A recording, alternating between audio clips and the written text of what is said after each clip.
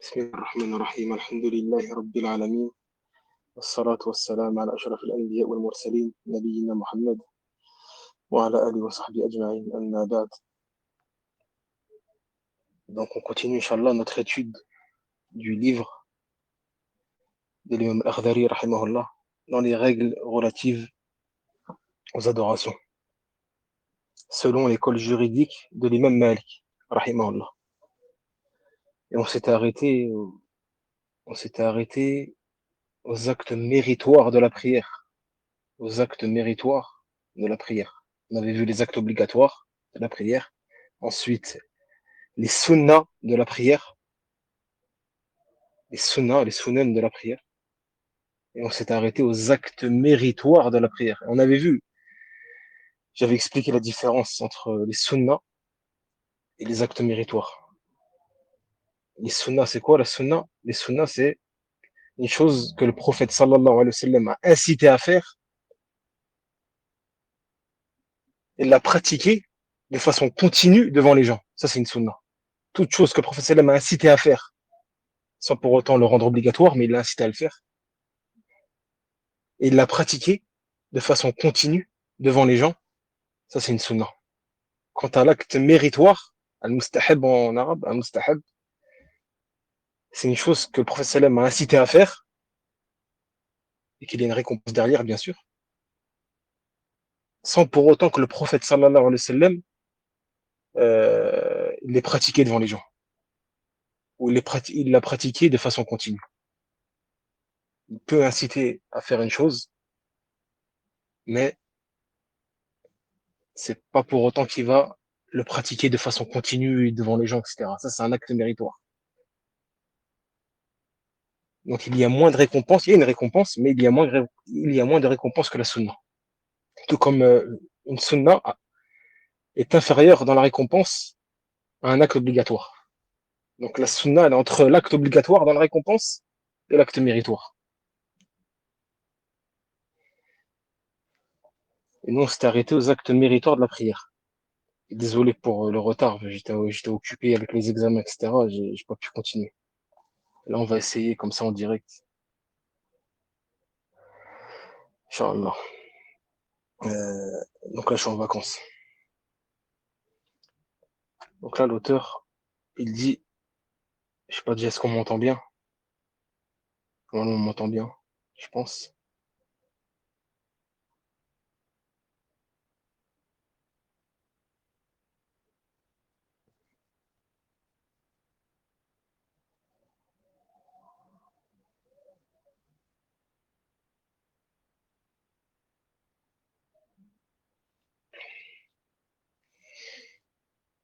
Donc l'auteur dit, déjà on avait expliqué la première phrase. L'auteur dit, le premier acte méritoire de la prière, il dit, رفع اليدين عند الإحرام حتى تقابل الأذنين. C'est-à-dire le premier acte méritoire de la prière, lever les deux mains au niveau des oreilles au moment du takbiratul ihram. Ça, on l'avait expliqué dans le cours précédent. Je l'ai expliqué. Et j'avais même expliqué le sedl. Qu'est-ce que le sedl? C'est-à-dire le fait de laisser pendre ses bras le long du corps. Et j'ai expliqué quelles sont les preuves de certains juristes malikites sur cela. Et j'ai ramené aussi les paroles d'autres savants et juristes malikites qui voient que le sedl n'est pas sunnah, avec la réfutation et les preuves. Donc ça, c'était dans le cours précédent, le cours 19. Donc l'auteur, il dit, deuxième acte méritoire de la prière, وَقَوْلُ الْمَأْمُومِ وَالْفَذْ رَبَّنَا وَلَكَ الْحَمْدِ. Donc deuxième acte méritoire de la prière, dire Rabbana wa lakal hamd. Lorsqu'on se lève de l'inclinaison pour celui qui prie derrière un imam et celui qui prie seul. Donc deuxième acte méritoire de la prière, dire Rabbana wa lakal hamd. Lorsqu'on se relève de l'inclinaison pour celui qui prie derrière un imam et celui qui prie seul. Donc quand on est dirigé par un imam ou quand on prie seul, on dit, lorsqu'on se relève de l'inclinaison, on dit Rabbana wa lakal hamd. Ça fait partie des actes méritoires, de dire Rabbana wa lakal hamd. Quant à l'imam, il ne dirait pas cette formule-là. L'imam, il dit, lorsqu'il va lorsqu'il va se relever de l'inclinaison, il va dire Sami Allahu liman hamida. Et ceux qui sont derrière lui, ils disent Rabbana wa lakal hamd, sans dire Sami Allahu liman hamida. Celui qui prie derrière l'imam, il ne dit pas Sami Allahu liman hamida. Il va seulement dire Rabbana wa lakal hamd. Quant à l'imam, c'est-à-dire celui qui dirige la prière, lui, il se contentera de dire la formule Sami Allahu liman hamida, sans dire Rabbana wa lakal hamd. Ceux qui vont dire Rabbana wa lakal hamd, c'est ceux qui sont derrière lui. Quant à celui qui prie seul, il doit dire Sami Allahu liman hamida, puis Rabbana wa lakal hamd, bien sûr. Le prophète sallam, il dit, dans un hadith authentique, il dit quand l'imam dit Rabbana wa lakal hamd, quand l'imam dit Sami Allahu liman hamida, dites Rabbana wa lakal hamd. Car celui dont cette parole coïncidera avec celle des anges se verra pardonner tous ses péchés antérieurs. Donc là, le prophète il dit, quand l'imam dit Sami Allahu liman hamida, dites Rabbana wa lakal hamd. Donc le prophète ne nous a pas dit de dire dites Sami Allahu liman hamida, Rabbana wa lakal hamd quand on prie derrière l'imam. Mais plutôt, on se contentera de dire seulement Rabbana wa lakal hamd. Car celui dont cette parole coïncidera avec celle des anges se verra pardonner tous ses péchés antérieurs.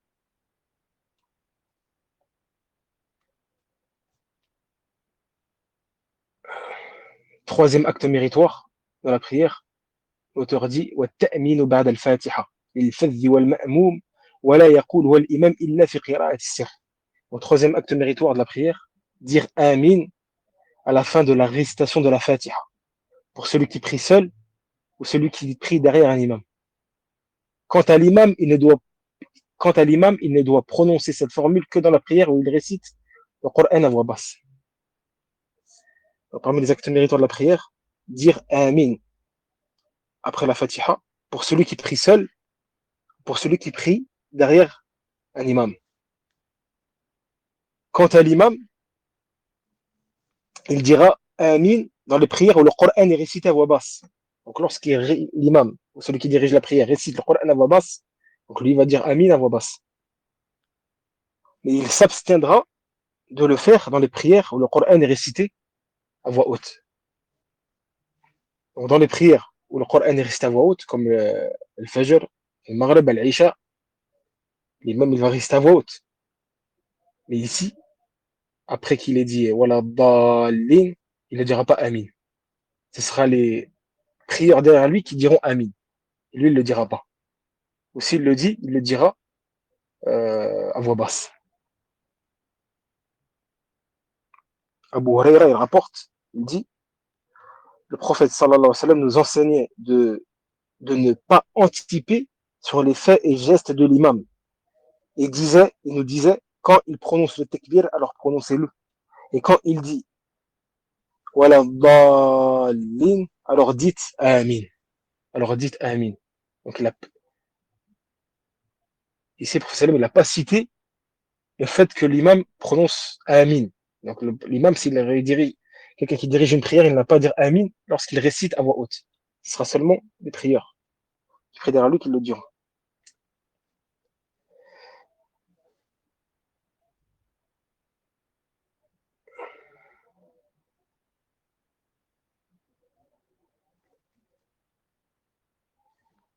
Quatrième acte méritoire de la prière, euh, faire le tasbih pendant le recours. Faire le tasbih, donc l'auteur il dit en arabe, والتسبيح في الركوع. والتسبيح في الركوع. Faire le tasbih, c'est-à-dire dire Subhana Rabbil Azim pendant le recours. Ça fait partie des actes méritoires de la prière. Ça ne fait pas partie des obligations, ni des sunan, mais des actes méritoires. Et il n'y a pas de nombre requis à dire cette formule-là dans le recours. C'est-à-dire Subhana Rabbil Azim. Le mieux, c'est de le dire 3 fois et plus. 3 fois et plus. Il n'y a pas de nombre requis.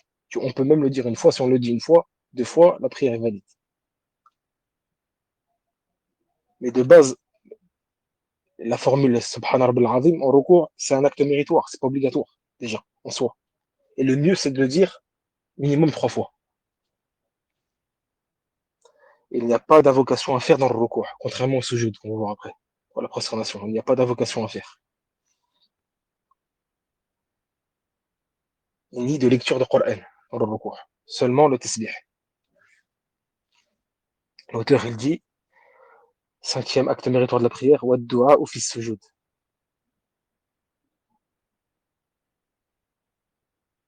Faire des invocations dans le sujoud. Ça, c'est le cinquième acte méritoire. De faire des invocations dans le sujoud, dans la prosternation. Donc, on fait des invocations pour soi ou pour autrui. Pour soi ou pour autrui. Et que ces invocations aient trait à la vie terrestre ou à la vie de l'au-delà. Il n'y a pas de durée, les savants disent qu'il n'y a pas de durée fixe pour cela. Tu peux faire des invocations dans la prosternation, comme tu veux, c'est-à-dire il n'y a pas de durée fixée. Dans la sunna, le prophète sallam, il dit dans le hadith authentique, il dit il n'est pas de lieu, c'est-à-dire il n'est pas d'endroit où l'adorateur soit plus proche de son Seigneur que dans la prosternation.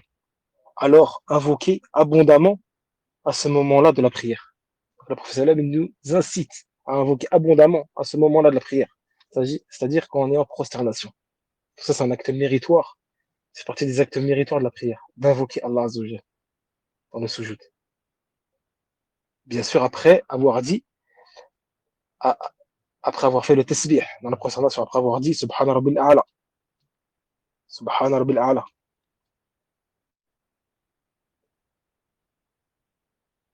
on dit Subhana Rabbil A'la, une fois, 2 fois, 3 fois, il n'y a pas de nombre fixé. Qui pour cela? Et comme on a dit, au moins le dire 3 fois, c'est ce qui est de mieux. Puis après, on invoque Allah Azzawajal. C'est partie des actes méritoires.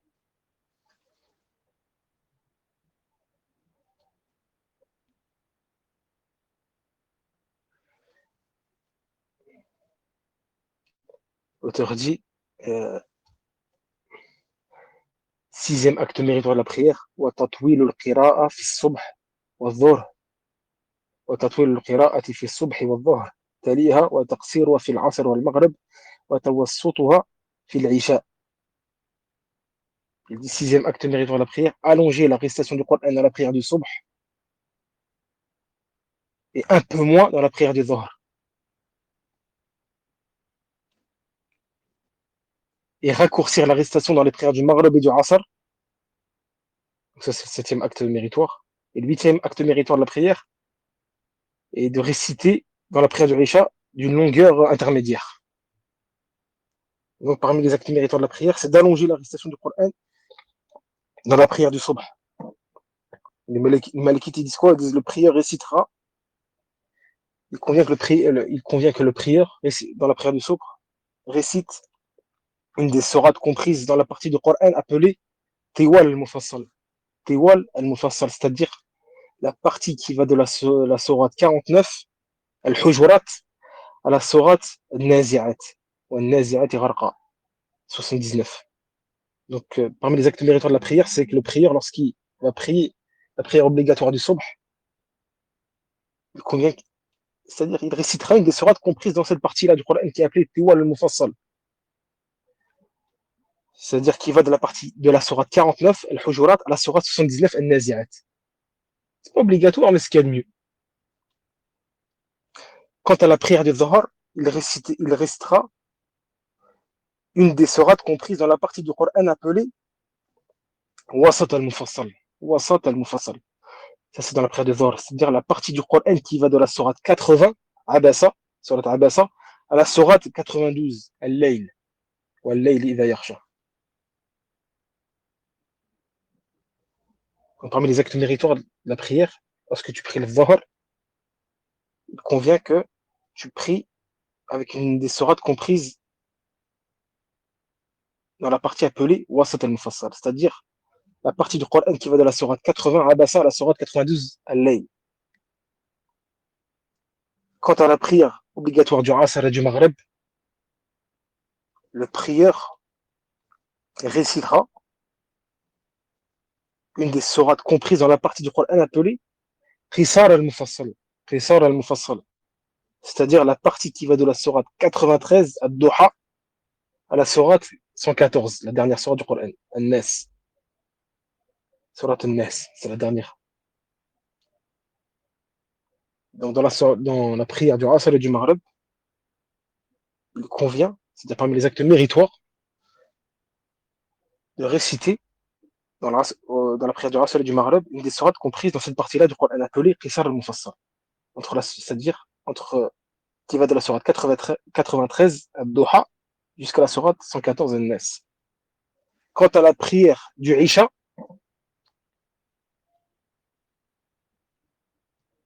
parce qu'il dit quoi l'auteur? Il dit que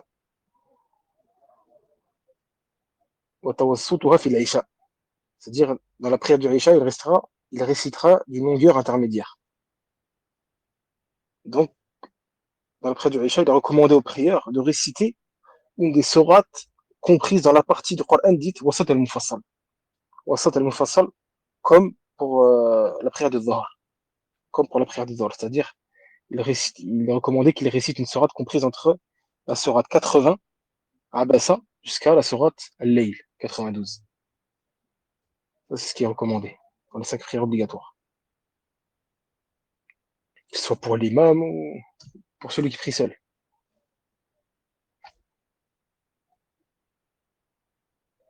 L'auteur, il dit, neuvième acte méritoire, وَتَكُونِ السُّورَةُ الْأُولَى قَبْلَ الثَّانِيَةِ وَأَطْوَلُ مِنْهَا. Donc, neuvième acte méritoire de la prière.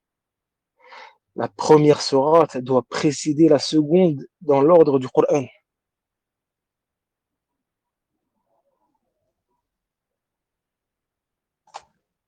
Ah, j'ai oublié aussi de ramener la preuve de ce qu'on a cité. La preuve de ce qu'on a cité par rapport aux 5 prières obligatoires. Par rapport au fait qu'il est recommandé de réciter, par exemple, à Aïcha, une sourate qui est compris dans Wasat al-Mufassal, ou Qisar al-Mufassal, ou Tiwal al-Mufassal. La preuve, c'est quoi? C'est que Suleiman ibn Yassar, c'est un tabi'i, il fait partie des suiveurs des compagnons. Il rapporte d'après Abu Huraira. Abu Huraira dit, jamais je n'ai prié derrière un homme dont la prière ressemble autant à celle du prophète sallallahu alayhi wa sallam qu'à tel. Abu Huraira, il dit quoi? Il dit jamais je n'ai prié derrière un homme dont la prière ressemble autant à celle du prophète sallallahu alayhi wa sallam qu'à tel.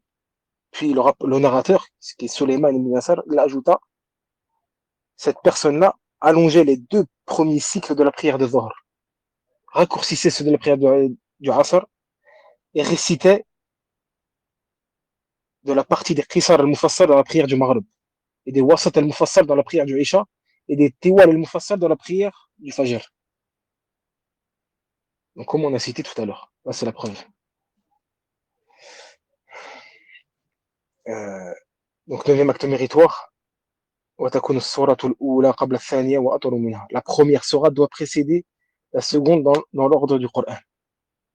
C'est-à-dire, en d'autres termes, il convient que l'ordre des sourates récitées dans ta prière, que ce soit Dhuhr, ou Asr, ou Fajr, ou Maghrib, ou Isha, il convient que l'ordre des sourates récitées suive celui du recueil coranique, du Mus'haf. Donc la sourate de la première raka'a, du premier cycle de la prière, doit être plus longue que celle de la deuxième, comme le Coran. En général, c'est ça. Celle qui est avant est toujours un peu plus longue que celle qui vient après. Donc ça fait partie des actes méritoires. Et suivre l'ordre du Coran dans la récitation, dans la prière. On suit l'ordre. Et que la première sourate soit plus longue que la deuxième. Si bien sûr on récite 2 sourates différentes dans notre prière.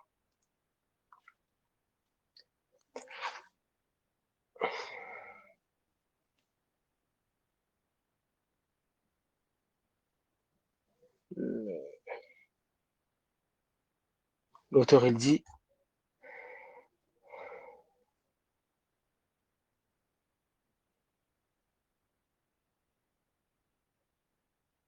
10e acte méritoire de la prière.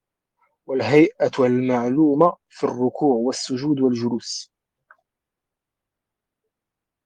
والهيئة المعلومة في الركوع والسجود والجلوس.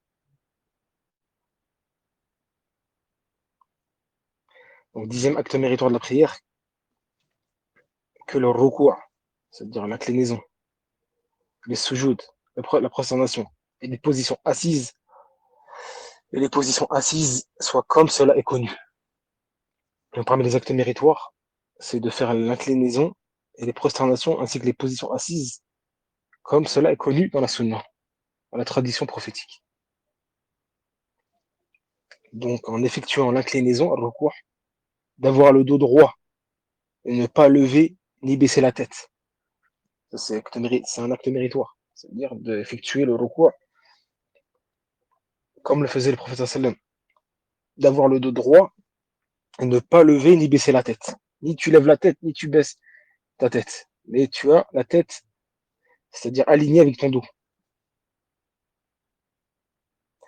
Aussi de saisir ses genoux avec les mains en ayant les doigts écartés. De saisir ses genoux avec les mains en ayant les doigts écartés et non serrés. Ça fait partie des actes méritoires. C'est la façon de faire le recours, l'inclinaison, selon la tradition prophétique. Et cela en vertu du hadith du compagnon Abbas ibn Sal où il est dit, lorsqu'il raconta la prière du prophète sallam, il dit ensuite il s'est incliné en mettant ses mains sur ses genoux comme s'il les retenait. Ensuite il s'est incliné en mettant ses mains sur ses genoux comme s'il les retenait. Et selon Aïcha, radiallahu anha, le prophète sallallahu alayhi wa sallam ouvrait la prière avec le takbir. Puis lorsqu'il s'inclinait, il n'élevait pas sa tête et ne la baissait pas. Mais il optait pour une position intermédiaire. Et aussi, en effectuant l'inclinaison, d'écarter les bras des côtés du corps. D'écarter les bras lorsque tu poses tes mains sur tes genoux en ayant les doigts écartés. Tu écartes aussi les bras des côtés du corps quand le prieur est un homme. Et quand le prieur est une femme, alors elle plaquera les bras contre son corps. Pour que cette posture-là, justement, elle soit moins voyante par rapport à elle. Pour qu'elle soit discrète.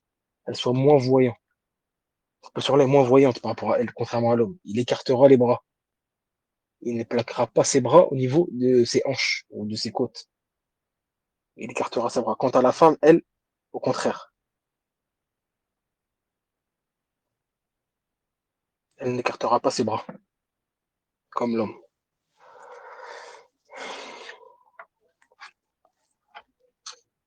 Ça, c'est pour l'inclinaison à recours. Quant à la prosternation, qui est conforme à la tradition prophétique, à la sunna du prophète sallam, en se prosternant, donc, lorsqu'on veut se prosterner, lorsqu'on est debout et qu'on veut se prosterner, on se baisse en posant les mains avant les genoux. Donc, chez les Malikites, on pose d'abord les mains avant les genoux, contrairement aux Hanbalites. Les Hanbalites, eux, ils disent qu'il faut poser les genoux avant les mains. Nous, chez les Malikites, les savants Malikites disent de poser les mains avant les genoux lorsqu'on veut se prosterner. Puis lorsqu'on veut se lever du sujoud, de la prosternation pour se mettre debout, on lève d'abord les genoux du sol avant les mains, pour reprendre la position debout. Et la preuve de cela, c'est dans le hadith de Wa'il ibn Hujr qui dit j'ai vu le prophète sallallahu alayhi wa sallam poser les mains avant les genoux pour se prosterner. Et j'ai vu l'envoyé d'Allah sallallahu alayhi wa sallam poser les mains avant les genoux pour se prosterner. Ensuite, il convient aussi de poser le nez en plus du front sur le sol ou sur ce qui est relié au sol, que ce soit directement au sol ou bien ce qui est relié au sol comme tapis ou autre. Car on a dit le fait de poser le front, ça fait partie des actes obligatoires. On avait cité ça dans les actes obligatoires de la prière. Quant au fait de poser le nez, le fait de poser le fait de poser le nez sur le sol dans la prosternation, chez beaucoup de malikites, le fait de poser le nez n'est pas un acte obligatoire, mais un acte méritoire. Et la preuve, c'est que dans le hadith de Abu Humayd As-Sa'idi, il dit, euh, lorsqu'il raconta la prière, lorsqu'il expliqua, lorsqu'il décrivit la prière du prophète sallallahu alayhi wa sallam, il dit, puis le prophète sallallahu alayhi wa sallam se prosterna en touchant terre avec le nez et le front. Donc le front, c'est un acte obligatoire chez les Malikites, de poser le front parce qu'on se prosterne. Ça, on l'avait cité auparavant, dans les cours précédents. Donc si la personne ne pose pas son front durant la prosternation, sa prière est invalide. Quant au fait de poser son nez sur le sol, chez beaucoup de Malikites, c'est un acte méritoire et non obligatoire. Puis lorsqu'on se prosterne aussi, de poser les mains ouvertes. C'est-à-dire, on pose ses mains normales, on pose la paume des mains sur le sol, donc les mains ouvertes, en ayant les doigts serrés, à hauteur des oreilles, en direction de la Qibla. Euh, le compagnon Al-Bara ibn Azib, il dit, quand le prophète sallallahu alayhi wa sallam se prosternait, il posait les mains sur le sol, la paume et les doigts en direction de la Qibla. Lorsqu'il se prosternait, il posait les mains sur le sol, la paume et les doigts en direction de la Qibla. Aussi, lorsqu'on se prosterne, il convient d'écarter les cuisses du ventre et écarter les bras des côtés du corps pour l'homme. Donc pour l'homme, il convient qu'il écarte les cuisses de son ventre. Il laisse un espace entre son ventre et ses cuisses. Et non de ne pas coller pour l'homme ses cuisses à son ventre, au point où même un chat il ne peut pas passer en dessous. Ça, c'est contraire à la façon de faire du prophète sallam dans les prosternations. Donc d'écarter les cuisses du ventre et écarter les bras des côtés du corps pour l'homme. C'est qu'on écarte les bras, on éloigne les bras du corps. On les écarte. On ne les pose pas par terre.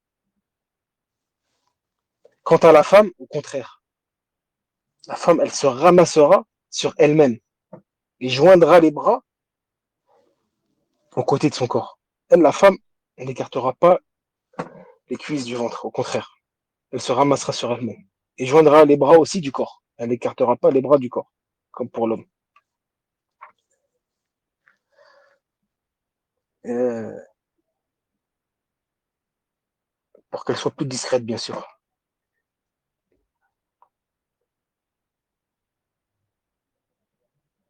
Donc, un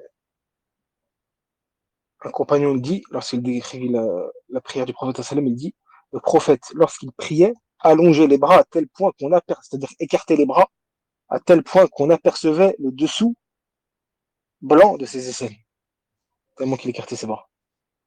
C'est-à-dire il écartait ses bras. Faut pas aussi abuser, mais donc au point où le dessous blanc de ses aisselles apparaissait. Et aussi également, il y a un hadith où il dit, le prophète sallam, lorsqu'il se prosternait, écartait les cuisses et ne reposait aucunement son ventre sur celle-ci. Donc le prophète il écartait les cuisses et ne reposait aucunement son ventre sur celle-ci.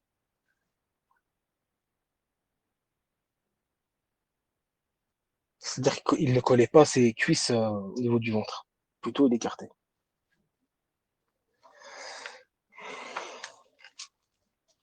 Donc là, on a fini pour ce qui est la description de la prosternation, qui est selon la façon, selon la tradition prophétique.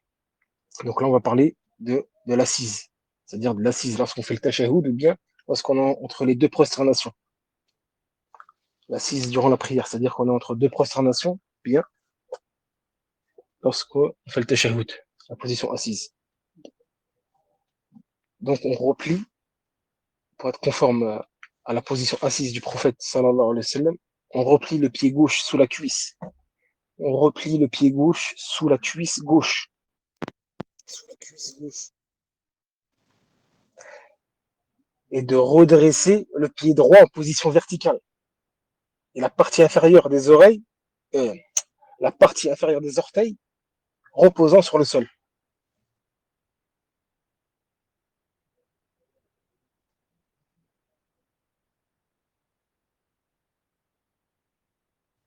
Donc, on replie le pied gauche sur la cuisse gauche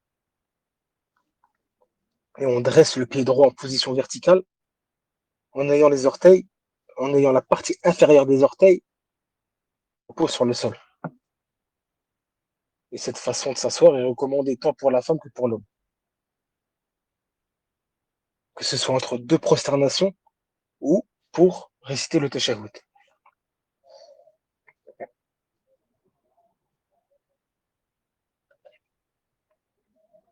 Et de rendre aussi ce qu'il convient aussi de faire pendant la position assise, durant le tashahhud, c'est de rendre la première posture assise, le premier tashahhud, cette posture-là plus courte que la seconde, plus courte que la deuxième position, durant le deuxième tashahhud.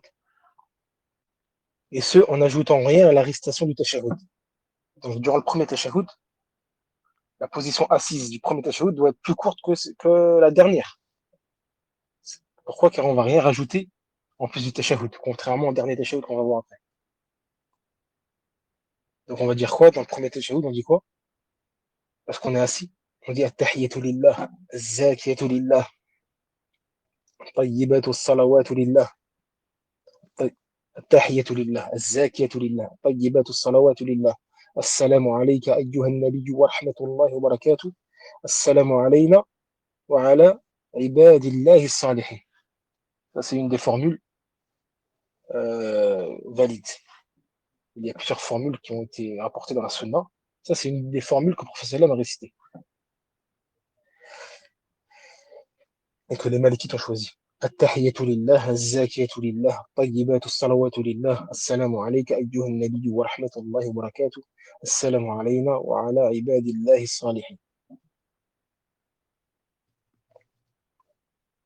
Et dans la position assise aussi, parce qu'on est entre deux prosternations, c'est de mettre les deux mains sur les cuisses, de sorte à avoir le bout des doigts sur les genoux. De mettre les deux mains sur les cuisses, de sorte à avoir le bout des doigts sur les genoux. Et l'homme écartera légèrement les cuisses, contrairement à la femme, qui resserrera ses cuisses, parce qu'elle sera assise. Que ce soit entre les deux prosternations, ou bien pour rester le tashahhud. L'homme, il écartera légèrement les cuisses. Quant à la femme, elle resserrera ses cuisses.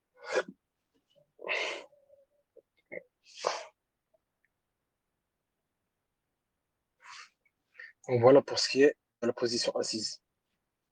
La prière. Euh,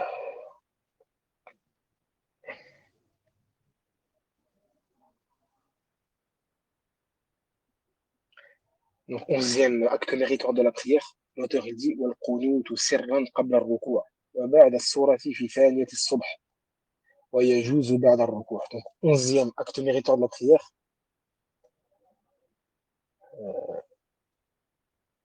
C'est le qunut.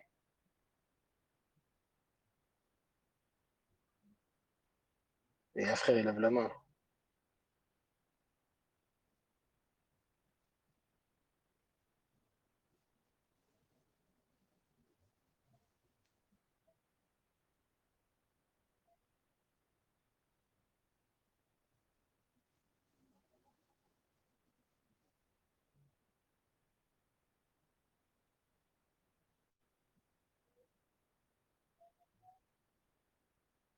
Assalamu alaikum. Alaikum salam. Ah, désolé, j'ai appuyé sur le. Je voulais éteindre le micro. Je voulais pas demander la parole. Rafwan. خير معليش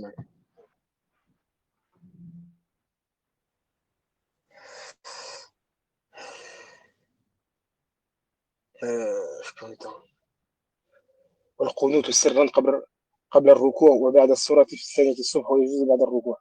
Donc, 11e acte méritoire de la prière, prononcer l'invocation du qunut à voix basse pendant la prière du Fajr durant la deuxième rak'at, avant de faire le recours. Donc, prononcer l'invocation du qunut à voix basse avant le recours, avant l'inclinaison, et après avoir resté la sourate de la deuxième rak'at dans la prière du subh. Donc, vous voyez, quand vous allez dans les pays du Maghreb, ou pendant la prière du subh, du Fajr, l'imam il s'arrête durant la deuxième rak'at. Deuxième cycle, une fois qu'il a fini de réciter le Coran à voix haute, Avant de s'incliner, il s'arrête. Il marque un temps d'arrêt. Il fait quoi là? Il fait Dua Qunut, l'invocation du Qunut. Ça, chez les Malikites et chez les Shafi'ites aussi. Ils veulent que ça, c'est un acte méritoire de la prière. C'est recommandé de le faire. Donc, c'est quoi le Qunut? C'est quoi?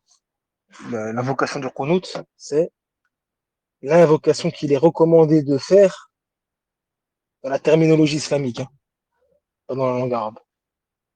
Donc, c'est quoi? Le Qunut, c'est quoi? C'est l'invocation qu'il est recommandé de faire dans le deuxième cycle de la prière du Subh, après avoir récité du Coran et avant d'avoir fait l'inclinaison.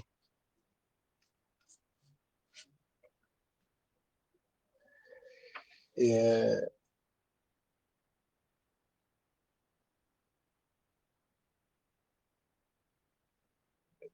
et le Dua Qunut, eux, leur prof, c'est quoi? Aux Malikites, aux Shafi'ites aussi, ils voient que c'est légiféré, contrairement aux Hanbalites ou Hanafites. Ils ont un hadith, ils ramènent un hadith de Anas qui dit le Qunut, c'est-à-dire l'invocation du Qunut, se déroulait à l'époque du prophète sallallahu alayhi wa sallam pendant la prière du Maghreb et celle du Fajr.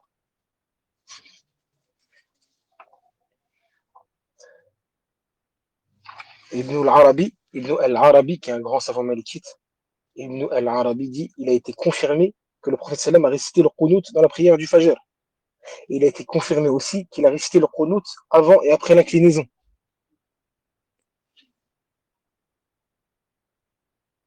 Donc il dit qu'il a été confirmé durant la vie du prophète sallam que le prophète sallam a récité, a fait Dua Qunut, l'invocation du Qunut, de la prière du Fajr. Il l'a fait aussi, que ce soit avant l'inclinaison ou bien après l'inclinaison. Et aussi qu'il a fait le Qunut pour la cause d'un événement survenant pour les musulmans, comme la crainte d'un ennemi ou autre. Donc les gens de science sont divergés au sujet du Qunut dans la prière du Fajr, du Subh. Certains parmi les gens de science disent que le Qunut a lieu durant la prière du Fajr. Ça, c'est l'avis de l'imam Malik et Shafi'i, comme on a dit. Parmi leurs preuves, on a cité une preuve tout à l'heure, selon Anas, il dit le Qunut se déroulait pendant la prière du Maghreb et du Fajr. Ils ont une autre preuve aussi. Ils disent, selon Anas, le prophète sallallahu alayhi wa sallam n'a cessé de réciter le Qunut dans la prière du Fajr jusqu'à ce qu'il quitte ce monde. Ça, c'est leur preuve à eux. Et l'imam Ahmed et d'autres disent qu'on ne récite le Qunut, à la base, c'est qu'on ne doit pas réciter le Qunut, durant le Fajr, durant la prière du Fajr. Sauf en cas d'événement qui survient aux musulmans. C'est un événement qui survient aux musulmans, alors l'imam est tenu d'invoquer en faveur de l'armée musulmane. Pour les musulmans. C'est un événement qui, qui descend sur les musulmans, sur la communauté. Pourquoi? Car le prophète sallam, lorsqu'il a fait l'invocation du Qunut pendant le Fajr, durant sa vie, il ne l'a pas fait pour le Fajr, mais parce que c'était pour un événement qui est survenu aux musulmans. Et donc il l'a fait pendant le Fajr. Il l'a fait aussi après le Dhuhr, il l'a fait pendant le Dhuhr, pendant l'Asr, le Maghrib, l'Isha. Mais il n'a pas visé le Fajr en tant que soi, en fait. C'est parce qu'il y avait un événement qui est descendu dans la communauté. Et donc, il a invoqué. C'est pas pour la prière du Fajr en elle-même. C'est là le point de divergence. Contrairement à l'imam Malik ou Shafi'i, eux, ils disent que non. Anas, il a dit que le prophète sallam a cessé de réciter le Qunut, d'invoquer dans le Qunut dans la prière du Fajr jusqu'à ce qu'il quitte ce monde. Et l'imam Ahmed, lui, et Abu Hanifa aussi, que le Hanafi, ils disent que non. Le prophète sallam, lui, il l'a fait pour un événement, et non comme ça.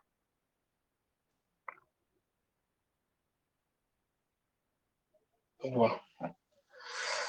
Donc chez les Malikites, eux, ils voient que c'est légiféré, ça fait partie des actes de la prière, des ritoires de la prière, de le faire après le Fajr. C'est une divergence. C'est une divergence qui est respectable, chacun a ses preuves. Donc il n'y a pas lieu de se diviser pour des choses comme ça, pour des questions dont les savants ont divergé et chacun a ramené ses preuves.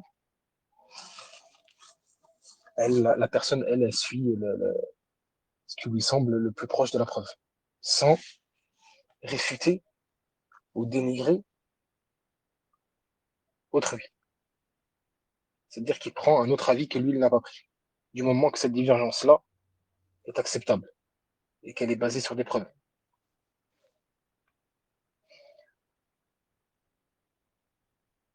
Après, pour ce qui est de sa place dans la prière, est-ce qu'on le fait avant l'inclinaison, après l'inclinaison, après le recours, avant le recours ou après le recours?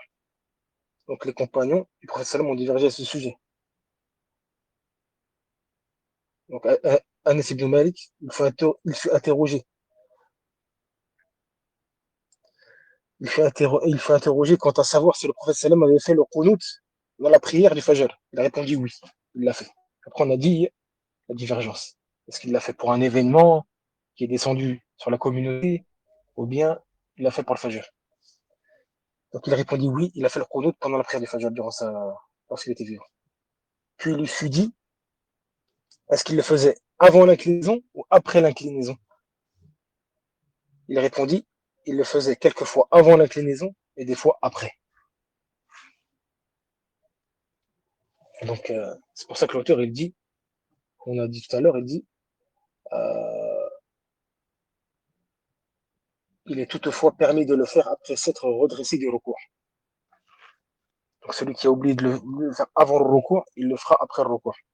Pourquoi? Car ça a été confirmé que le prophète il l'a fait avant ou après. Il, et il n'y a pas d'invocation, c'est-à-dire, il n'y a pas de formule particulière à dire dans l'invocation du Qunut. Cependant, les Malikites, ils disent, il est recommandé de dire, car elle se base sur un récit de Omar ibn Khattab, qui a été rapporté par Ubayd ibn Umayr. Il dit, j'ai fait derrière, j'ai prié derrière Omar, la prière du Fajr, et il a invoqué, il a récité l'invocation du Qunut après l'inclinaison, après l'inclinaison, après le recours, pardon, en disant Allahumma inna nasta'inuka wa nastaghfiruka wa nufni alayka al-khayra kullahu wa nashkuruka wa la nakfuruk wa nakhla'u wa natruku man yafjuruk Allahumma iyyaka na'budu wa laka nusalli wa nasjudu wa ilayka nas'a wa nahfid narju rahmatak wa nakhsha 'adhabak inna 'adhabaka bil kuffari mulhiq. Ça c'était la dua, l'invocation du qunut de Omar ibn Khattab. Les Malikites, eux, ils se basent sur ça. Ils disent que c'est recommandé de réciter cette invocation-là, conformément au récit de Omar ibn Khattab. Et on peut réciter quelconque invocation.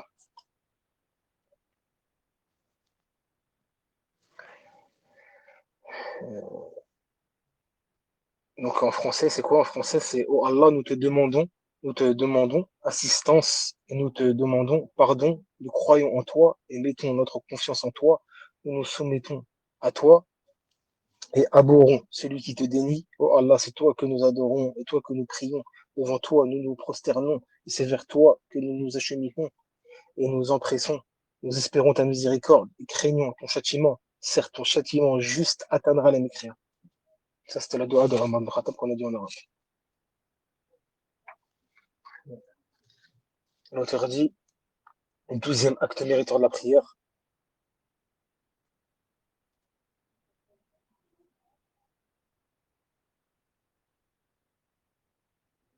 deuxième acte méritoire de la prière,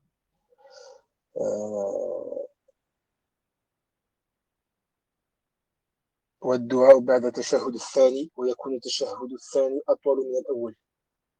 Invoquer Allah après le deuxième tashahhud, que celui-ci soit plus long que le premier.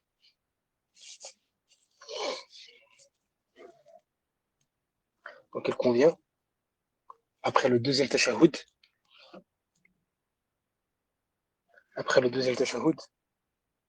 tahiyatu lillah, zakiyatu lillah, comme on a cité tout à l'heure.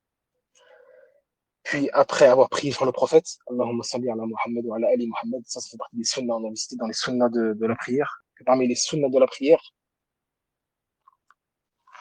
il convient de dire, de prier sur le prophète après avoir récité le tashahhud. On avait cité la formule qu'il convient de dire. Donc une fois on a récité le tashahhud, puis prié sur le prophète sallam, parmi les actes méritoires, c'est d'invoquer Allah Azzawajal. Il y a un hadith où il dit, Mu'adh, il dit, j'étais avec le prophète sallam, et le prophète sallam me dit, oh Mu'adh, par Allah, je t'aime, par Allah, je t'aime. Puis il ajouta, je te recommande, oh Mu'adh, de dire régulièrement à la fin de chaque prière, ô Seigneur, aide-moi, Allahumma a'inni ala dhikrika, wa shukrika, wa husni ibadatik. Allahumma a'inni ala dhikrika, wa shukrika, wa husni ibadatik. Ô Seigneur, aide-moi à t'invoquer, à te remercier et à t'adorer de la meilleure manière. Donc là, le prophète il lui a dit, je te recommande, c'est partie des actes recommandés, de dire à la fin de chaque prière. C'est-à-dire à la fin de chaque prière, avant de faire le taslim, de faire le salut final. Les savants ils disent, avant de faire le salut final. Donc ça prouve qu'il est recommandé d'invoquer Allah une fois qu'on a fini le tashahhud et qu'on a prié son prophète sallam, avant de faire le salut final. Allahumma a'inni ala dhikrika wa shukrika wa husni ibadatik. On va dire aussi Allahumma inni a'udhu bika min adhab al-qabr wa min adhab jahannam wa min fitnati al-mahya wal mamat wa min sharri fitnati al-masih ad-dajjal. Comme c'est venu dans le hadith aussi. Le prophète sallam, il a récité cette invocation-là avant de faire le salut final. Il disait, je me réfugie, oh Allah, je me réfugie en toi contre l'épreuve de la vie d'ici-bas et au moment de la mort et de l'épreuve de la tombe. Et je me réfugie auprès de toi contre la tentation du Dajjal, de l'Antéchrist, et contre les tourments de l'enfer,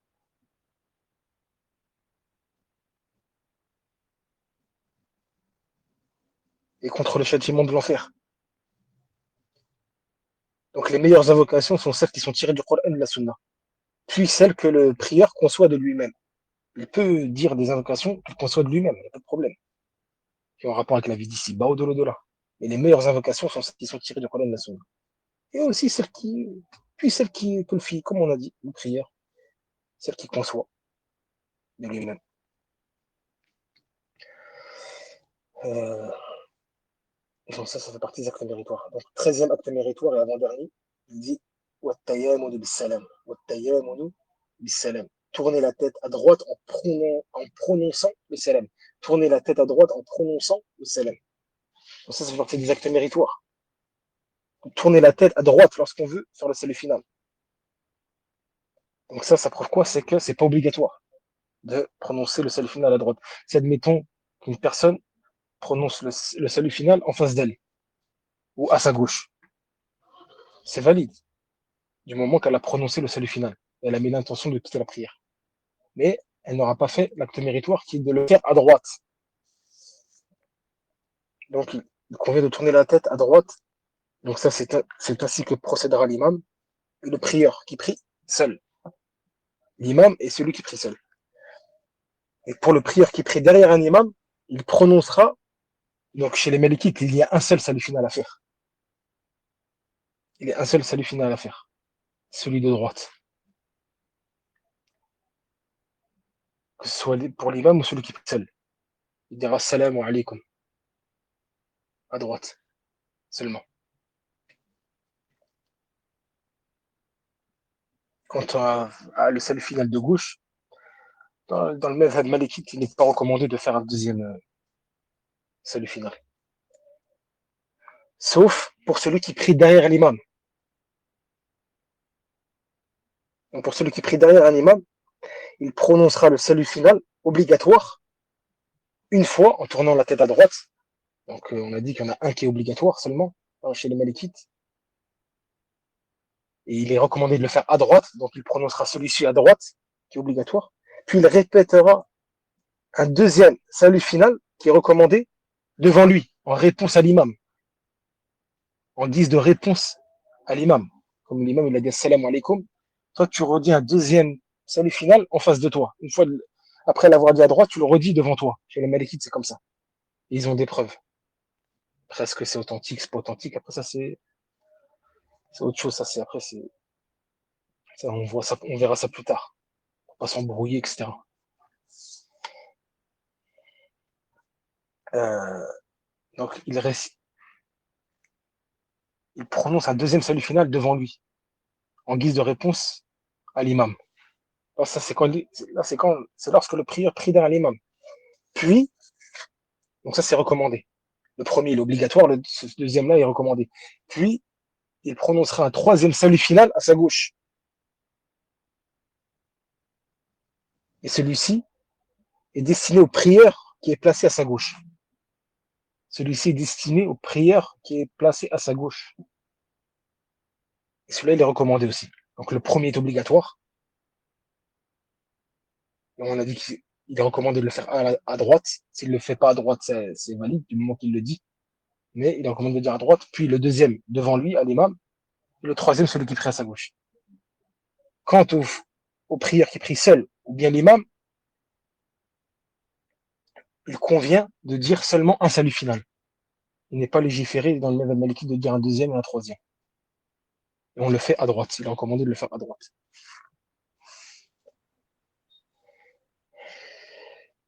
14e et dernier acte méritoire de la prière, ou acte recommandé de la prière, التحريك السبابة في التشهد. Bouger l'index de la main droite pendant le tashahhud. Bouger l'index de la main droite pendant le tashahhud. Donc parmi les actes méritoires de la prière, c'est de bouger l'index pendant le tashahhud. Et cela en vertu du hadith d'Ibn Omar qui dit que lorsque le prophète sallallahu alayhi wa sallam s'asseyait pour faire le tashahhud, mettait sa main gauche sur son genou, mettait sa main gauche sur son genou gauche et sa main droite sur son genou droit et remuait son index. Et dans une autre version, il mettait sa main droite sur sa cuisse droite et retenait, et ramassait tous ses doigts, retenait tous ses doigts, repliait tous ses doigts en remuant son index. Et dans une troisième version, selon Wa'il ibn Hujr, il disait que le prophète sallam faisait un rond avec son pouce et son majeur. Donc le pouce et le majeur c'est le doigt qui est au milieu, le grand doigt, le doigt le plus long qui est au milieu. Donc le prophète sallam faisait un rond avec son pouce et son majeur et remuait l'index. Donc on a trois formes citées. On a trois formes citées dans le hadith. Donc mettre le pouce sous l'index ouvert. Donc on c'est-à-dire